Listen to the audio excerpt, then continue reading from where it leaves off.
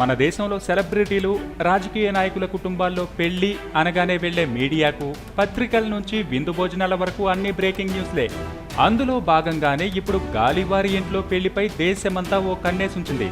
అయితే 200 కోట్ల బడ్జెట్తో అంగరంగ వైభవంగా జరగబోయే బళ్ళారి గనుడు గాలి జనార్దన్ రెడ్డి కూతురు పెళ్లికి బ్రేక్ వచ్చి పడింది.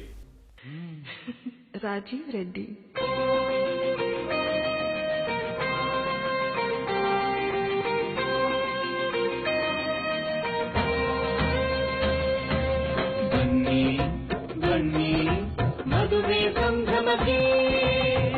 ఆదిన నీవు సంపూర్ణ నమ్మాధీన ನಿಮ್ಮ ಶುಭಹರಕೆ ನಿಮ್ಮ ಹೃದಯ ನಿಮ್ಮ ಸಮಯ ನಮಗೆ ಪ್ರಧಾನ ಹರಸಿ ನಗಿಸಿ ತೀರಿಸಿ ನಮ ಬಯಕೆ. గాలి జనార్దన్ రెడ్డి కూతురు పెళ్లిలో 100 కోట్ల ఖర్చుతో 1000 రకాల వంటకాలతో విందు భోజనాలు ఏర్పాటు చేస్తున్నట్లు బడాయిగా స్టేట్మెంట్ వచ్చేసింది. దాని వెనకాలే పెద్ద నోట్లు చల్లవంటూ మోడీ ప్రకటన కూడా వచ్చింది. దీంతో క్యాటరింగ్ కంపెనీ వాళ్ళు, తదితర పనులు కేటాయించుకున్న వాళ్ళు తలలు పట్టుకుని కూర్చున్నారు.